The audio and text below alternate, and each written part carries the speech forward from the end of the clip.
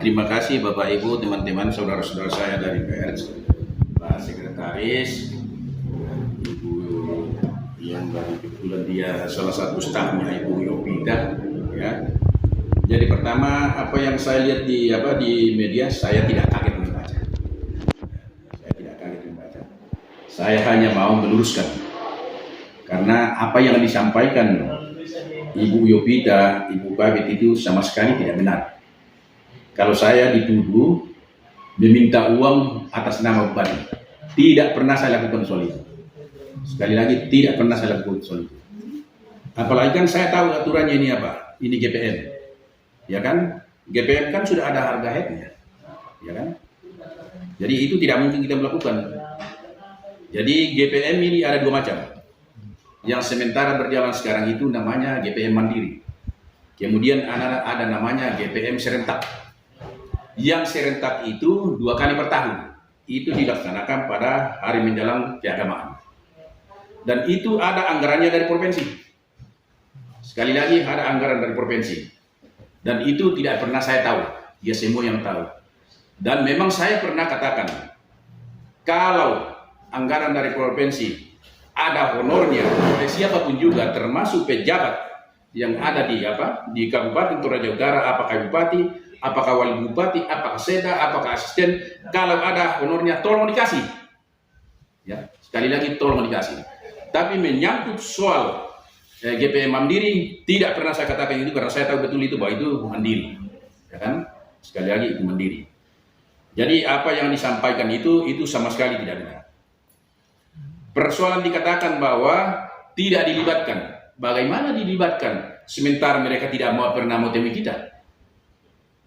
Pernah saya panggil, mungkin 10 menit 3 kali saya suruh Nelsi ada namanya di sini, 3 kali saya panggil, tolong dipanggil Ibu Anu, karena ini kan menghambat pelayanan. Tapi mereka tidak mau. Nanti dipanggil aja, dia juga catat itu. Mungkin 10 menit 3 kali saya suruh panggil, tapi dia tidak mau. Yang kedua, apa yang dilakukan itu kan sudah melampaui kewenangan. Karena tidak pernah ada komunikasi, dia lakukan kegiatan, dia bikin jadwal, menetapkan harga, tidak pernah melapor ke saya. Dan memang benar dikatakan bahwa harga head yang tertinggi adalah 12.500, memang benar. Tapi di sinilah kita harus komunikasikan, di sinilah kita harus diskusikan. Karena saya pikir kalau 12.500 atau 12.000 per kilo itu kan masih mahal. Inilah gunanya kita pemerintah hadir bagaimana supaya masyarakat tidak terbebani. Sehingga saya mengambil kesimpulan, kami rapat bersama untuk menetapkan harga termasuk ongkos-ongkosnya itu hanya 11.500. Itu pun juga masih ada sisa, Pak. Jujur saja, itu masih ada sisa. Jadi itu untuk sewa mobil, kan?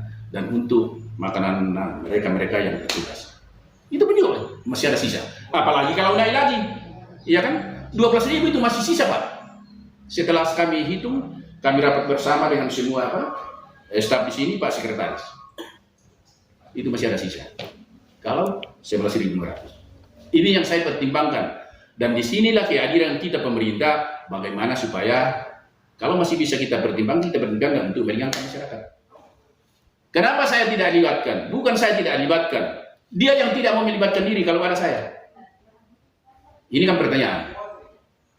Setiap hari, mungkin sudah 4 bulan, tiap pagi, karena ini arahan pimpinan dan aturan, tiap pagi kami briefing tidak pernah mau hadir. Nanti dilihat di absen. Saya selalu ketika TK karena memang tidak hadir.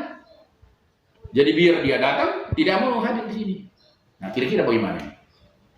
Ini kan, jadi nanti bapak-bapak yang simpulkanlah, ya. Sudah ini Pak Kadis sudah berapa kali setelah lapangan bakti kemarin yang Pak Kadis dengan Ibu Kabitnya Ibu Yopita ini terjadi miskomunikasi di lapangan, sejak itu sudah berapa kali lagi dilaksanakan GPM ini sehingga mereka tidak dilibatkan? Sudah ada 3-4 kali ya? Sudah beberapa kali. Bukan tidak dilibatkan, dia yang tidak mau melibatkan diri. Bukan saya tidak dilibatkan, tapi dia yang tidak mau melibatkan dirinya. Tidak pernah saya membatasi orang jangan kopi jangan, karena memang dia tidak mau, dia tidak pergi, dia tidak mau pergi. Berarti ada masalah Pak Kadis terkait pribadi Pak Kadis dengan kabitnya sendiri sehingga terjadi miskomunikasi antara pimpinan dan bawahan ini? Menurut saya tidak ada. Yang saya hanya tuntut hanya kinerjanya. Termasuk ya hadirnya harus tepat waktu, selesaikan tugas dengan baik, ya kan? Tapi kan kadang-kala ini terus Ibu Yogoan, Ibu apa namanya? Ibu Polina saja yang selalu kita komunikasi. Padahal sebenarnya bukan tugas mereka, karena dia kan kepala bidang. Tapi karena dia tidak mau temu saya, sehingga ya ini terus ya, termasuk CPNS itu kasihan yang saya libatkan, karena mereka tidak mau temu kita. Yang seharusnya kan dia harus langsung ke saya. Yang berikutnya Pak Kadis, terkait yang disampaikan Ibu Kabit itu bahwa setiap GPM dilaksanakan, Pak Kadis selalu mengatasnamakan Bupati untuk minta uang itu. Itu omong kosong, Pak. Sekali lagi itu omong kosong. Itu tidak pernah saya lakukan hal begitu. Jadi boleh diklarifikasi ke teman-temannya, misalnya termasuk kepala bidang yang lain, Pak Sekretaris, pernahkah saya lakukan? Itu bukan tipe saya, Pak. Jadi sekali lagi itu omong kosong. Ada bahasa kemarin bahwa akhir-akhir ini dia tidak dilibatkan lagi, dalam artian tidak diberikan kesempatan lagi untuk dia untuk melaksanakan itu, atau pekerjaan ini diambil alih oleh Pak Kadis. Itu gimana pendapatnya Pak Kadis? Itu tidak benar. Tadi saya sudah katakan dia yang tidak mau melibatkan diri. Karena kan saya pernah panggil. Karena termasuk ada beberapa laporan yang harus segera kita selesaikan laporan ke Makassar. Tapi karena persoalan ini sampai ya kami masuk urutan yang ke-23 tidak masuk laporan karena persoalan dia. Dan saya panggil, tapi dia tidak mau. Pertama alasannya waktu saya suruh Ibu Nelsi panggil, alasannya takut saya marahi. Saya bilang jamin kok dirimu bahwa nanti saya yang tanggung kalau ibu dimarahi. Dia tidak mau. Yang kedua, saya suruh lagi kasih tahu kalau dia tidak mau ke sini, saya yang ke sana ke rumahnya. Tapi dia alasannya saya masih sibuk. Terakhir, saya bilang ini terakhir. Kau ke sana lagi. Jadi ini salah satu staf di sini saya suruh ke sana, dia ke sana lagi, alasannya belum siap. Ini. Jadi di mana pimpinan seperti itu? Memang dia tidak mau. Sebenarnya kalau masalah GPM ini Pak Kadis, apakah kayak Kabit berwenang untuk melakukan itu, ataukah dari mesti harus Kadis yang bisa menentukan harga, atau untuk pelaksanaannya harus semua dari Kadis atau Kabit berwenang? Seharusnya begini, ini kan namanya ini kan satu organisasi, ini kan satu dinas. Saya kira yang seperti itu pastikan kita bicarakan dulu. Kita bicarakan dulu kira-kira mana yang terbaiknya untuk masyarakat. Mau tidak mau kita harus bicarakan dulu. Setelah itu kita tetapkan, lalu dikasih kewenangan. Kan bisa begitu. Saya bisa kasih kewenangan, tapi mereka tidak pernah mau koordinasi dengan saya. Jadi setia itu saja, kan tiap pagi kan di situ kita oh hari ini apa yang mau dilakukan, hari ini apa yang mau dilakukan. Di situ kita tunggu-tunggu, tapi tidak pernah mau temu saya. Itu saya lihat begini Pak Kadis, dia selalu bermain sendiri, dia koordinasi dengan bulognya sendiri, lalu dia jalankan sendiri. Nah, sementara kan ada Pak Kadis. Iya. Seharusnya itu yang koordinasi menurut kami Pak Kadis dengan bulog, tapi dia langsung bulog karena bidangnya dia katanya. Sebenarnya tidak ada masalah juga dia koordinasi setelah kita ketemu dengan dia, ya kan? Setelah kita silakan dikoordinasikan ke bulog. Kalau misalnya ada lawan kita yang namanya kan pimpinan, pastikan kita akan membagi tugas sesuai dengan tugas dan fungsinya. Ya kan? Karena kalau kita semua juga kan salah. Apa kita mau bisa sampai kalau dengan tujuan kalau artinya semua kita ambil alih? Itu kan sudah ada. Tapi ya bagaimanapun juga ya sebagai pimpinan kan tugas pimpinan kan mengarahkan, memberikan petunjuk. Nah ini koordinasi. Nah ini yang tidak ada. Gitu Pak. Ya, berikutnya Pak Kadis yang terkait yang dilaksanakan oleh Ibu Yovite ini, kios pangan murah ya yang digelar di Bokin. Apakah ada koordinasi dengan Dinas Ketapang, ataukah tidak perlu ada koordinasi terkait pangan murah yang dilakukan oleh kios pangan? Kalau persoalan kios pangan semua dibenarkan, ya. Itu karena memang mereka kan memang layak, ya kan. Tapi persoalannya kita harus juga pantau karena ada kan harga head yang memang sudah ditentukan. Kemudian jangan sampai terjual lagi kepada penjual baru dinaikkan. Tetap kita harus awasi siapapun. Pemberian izinnya Pak Kadis, apakah ada izin dari Dinas Ketapang untuk bisa melakukan penjualan? Sesuai dengan aturan yang baru harus di-SK-kan dan itu saya sudah SK-kan. Karena saya anggap ini adalah pelayanan. Yang penting itu tidak diberikan salah. Di SK kan setelah terjadi miskomunikasi dengan Ibu Kabit. Iya. Karena itu kan kepentingan rakyat. Saya SK-kan. Ini baru-baru tanggal berapa juga bulan. Mana? Oke. Oke, cukup saya dari bapak-bapak. Jadi sepanjang memang itu untuk kepentingan rakyat, saya kan tidak pernah. Cuma karena ini sudah melampaui sekali kewenangan, apalagi mengatasnamakan meminta uang untuk bupati, itu omong kosong itu. Ya. Jadi sekali lagi saya jelaskan bahwa GPM ini ada 2 macam. Pertama GPM mandiri, ya. Dari provinsi. Ya. Kemudian ada namanya GPM serentak.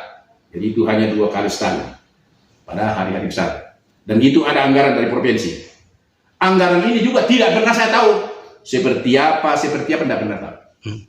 Oleh karena itu wajib kalau saya sampaikan, tolong kalau ada honornya siapapun yang hadir pada saat GPM serentak itu supaya dikasih.